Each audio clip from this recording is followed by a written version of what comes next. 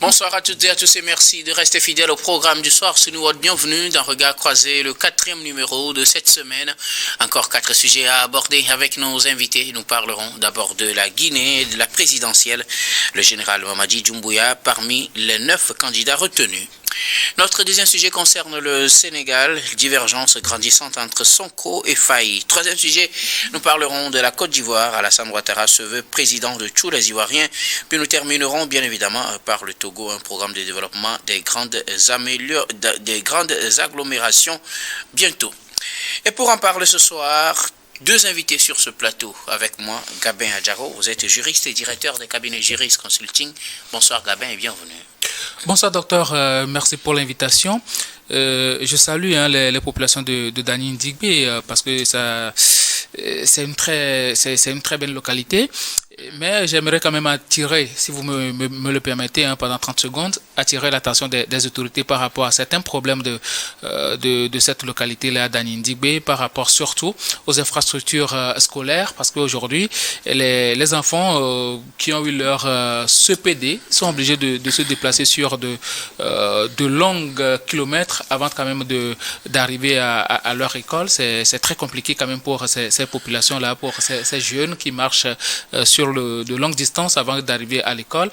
Et aussi un problème aussi au niveau de l'école catholique aujourd'hui, parce que pratiquement on parle de problèmes d'effectifs, et donc si on ne fait pas attention, cette école risque de fermer. Donc j'attire quand même l'attention des autorités de faire tout pour aider un tant soit peu quand même cette population à se sortir de cette situation. On y reviendra. Merci beaucoup.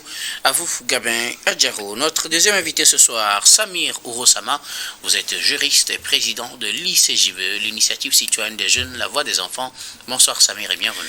Bonsoir Guillaume, bonsoir à tous ceux qui nous suivent sur toute l'étendue du territoire national, un peu partout à travers le monde, notamment à Belém, au Brésil, où se déroule depuis cette semaine donc la COP30 sur les changements climatiques, un espace donc qui réunit tous les pays signataires de la Convention cadre des Nations Unies sur les changements climatiques.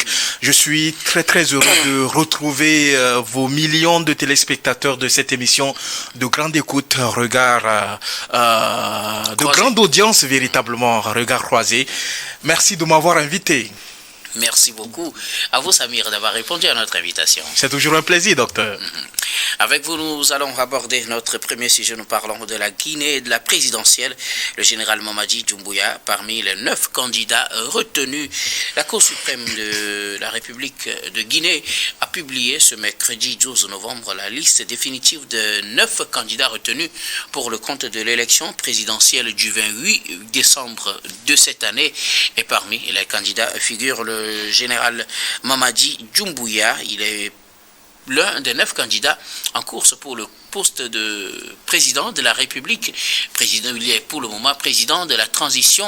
On se rappelle en 2021, à l'issue du coup d'État et à l'issue des négociations avec la CEDEAO, il avait promis que ni lui ni aucun membre de la transition ne sera candidat à ces élections. Mais depuis là, plusieurs choses se sont passées.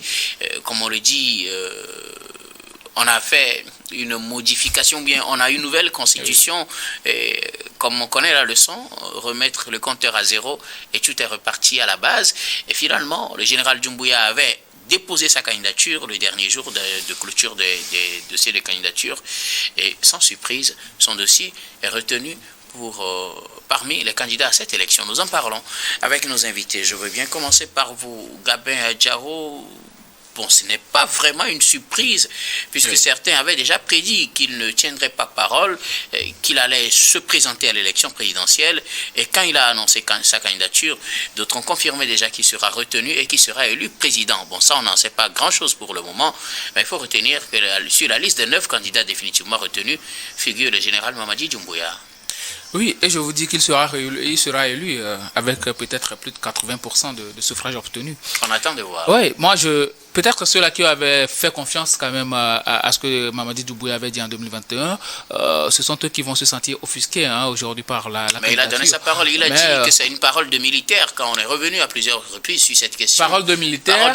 En tant que Togolais, on sait de quoi il s'agit. Parole de militaire, nous Togolais, on sait de quoi il s'agit, et donc personne ne peut croire quand même à cette histoire de je donne ma parole militaire.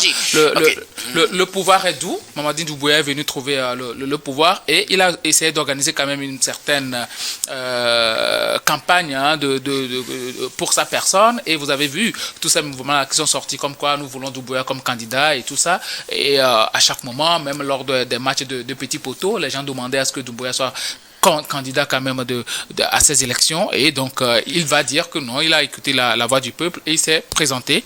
Sauf que pratiquement sur toute la ligne, le monsieur a montré ses envies. Parce que après avoir pris la tête de la Guinée, les Guinéens avaient pensé que bon, les choses allaient changer, que le pays allait véritablement se lancer sur la voie démocratique. Hein, surtout que la raison pour laquelle on avait évincé Alpha Condé du pouvoir, c'était parce que bon, il est en train de faire un troisième mandat. Et donc, la Guinée n'avait pas besoin d'un troisième mandat. Et la Guinée avait besoin d'une certaine démocratie permettant à tous les Guinéens de rêver.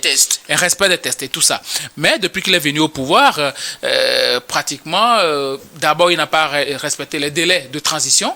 Il a pratiquement 4 ans. C'était 24 mois à partir de 2022. Oui, 24 mais mois bon, et tout ça. Ça n'a pas été respecté. Ça n'a pas été respecté. Donc, il a fait presque un mandat, quand même, hein, à la tête de la Guinée. Et sous lui, il y a eu un procès expéditif qui a été organisé dans l'affaire Dadis Camara. Le principal accusé est libéré. Les complices sont toujours en détention.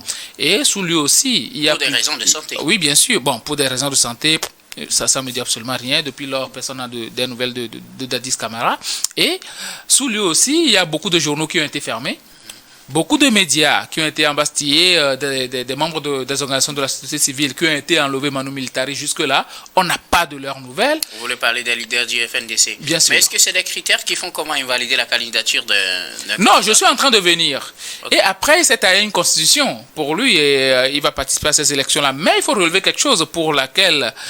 La candidature de Dadis Camara ne doit pas être invalidée. Ne doit pas être validée. Mamadi Doumbouya ou Dadis? Mamadi Doumbouya, okay. Sa candidature ne doit pas être validée. Pourquoi? Parce que jusque-là, est-ce que Mamadi Doumbouya a démissionné de l'armée? Bon, il n'a pas démissionné de l'armée. Il reste général. Est-ce que tu as l'information qu'il a démissionné général jusqu'à preuve de contraire ou jusqu'à ce qu'il a certes démissionné de la tête de l'élite qu'il dirigeait, ouais. Mais de l'armée. Il reste le général. Ouais. Voilà. Et donc, dans les normes, sa candidature ne doit pas être validée. Si cette cour-là n'était pas au bord de Mamadi Doumbouya, la candidature de ce monsieur ne doit pas être validée. Parce que quoi? L'armée est apolitique. Dans la nouvelle constitution, il y a eu cette ouverture-là pour l'armée, pour des personnes, des officiers de l'armée de se présenter. Les officiers peuvent se présenter, mais à condition de démissionner. Ouais. Voilà. Même Mamadi Doumbouya n'a pas démissionné de l'armée. Il le fera après. Il porte toujours son kaki de général de l'armée, alors que l'armée est apolitique. Si aujourd'hui, lui, il est candidat, et s'il est retenu comme candidat, ça veut dire que l'armée a son candidat. Ce qui est, bien sûr, parce qu'il est de l'armée. Et en tant que tel, dans les normes, puisque l'armée est apolitique, l'armée est pour tout le monde, quelqu'un ne peut pas être issu de l'armée, ne pas démissionner, devenir citoyen lambda et déposer sa candidature et ça va être validé. Il aurait dû faire comme Blaise Cotter ou Liguingema. Voilà, démissionner, devenir civil et là, déposer sa candidature. Et ça prouve à suffisance que toutes les institutions sont au bord de Mamadi Doumbouya.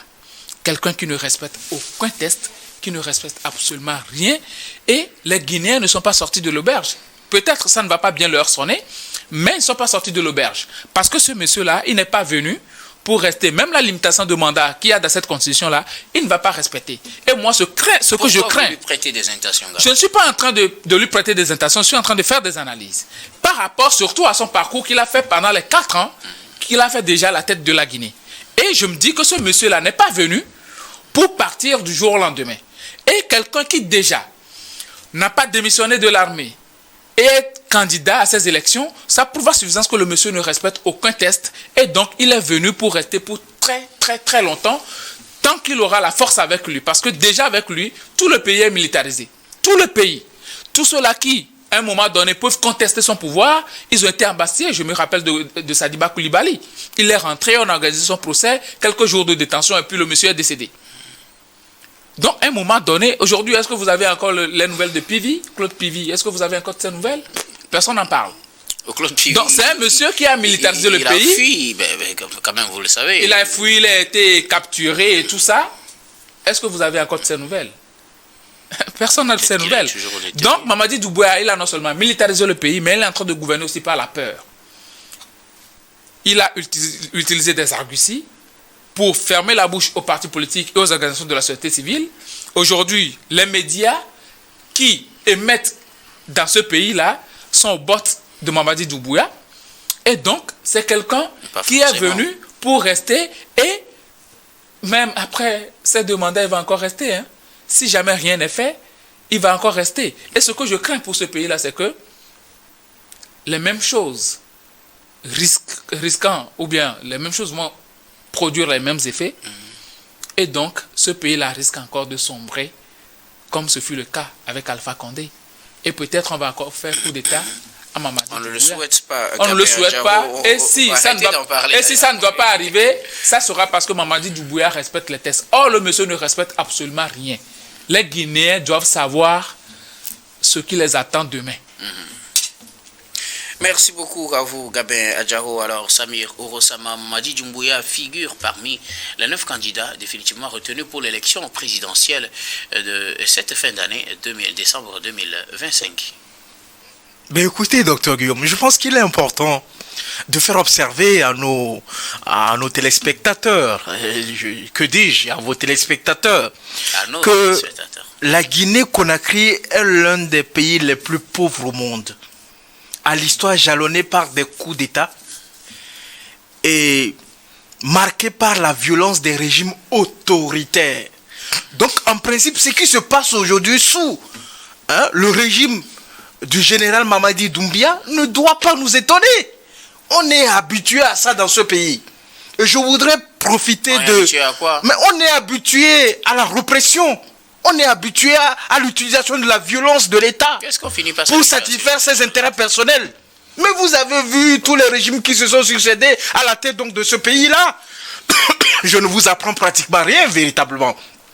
Et donc, je profite de l'occasion pour dire une chose dont j'ai toujours dit sur votre plateau. Les coups d'État sont faits dans l'intérêt de ceux qui perpètrent ces coups d'État. C'est-à-dire que ceux qui initient des coups d'État le font pour leur intérêt personnel. Il n'y a pas d'intérêt général dedans. Il n'y a pas de « je l'ai fait au nom du peuple parce que le peuple... » Non! C'est pas une histoire de peuple, c'est une question d'intérêt personnel. Et donc, Mamadou Doumbouya... Les exemples de Thomas Sankara, ils vont citer les exemples de J.J. Lawrence. Écoutez, nous sommes des humains. Et en tant qu'humains, il y a l'ego, notre ego. L'ego fait en sorte qu'on dise que c'est moi, oui c'est moi d'abord, avant de penser à l'intérêt général. Donc ce qui se passe, que ce soit en Guinée-Conakry, ou ce soit dans les autres pays de l'AES, et tout ce que vous connaissez, tous les coups d'État que nous avons enregistrés dans nos pays ne sont pas faits dans l'intérêt général. Ce sont des coups d'État qui servent les intérêts personnels de ceux qui perpètrent ces coups d'État. Je pense que nos concitoyens, les patriotes africains, doivent le savoir une fois de bon. Mais vous avez en face de vous quelqu'un comme Mamadou Doumbouya, qui n'a jamais pensé qu'il allait être président d'une république. Mais attendez, si ce n'est pas grâce à la force de l'âme, mais Mamadou Doumbouya, lui aussi, va être président de la Guinée. C'est-à-dire, il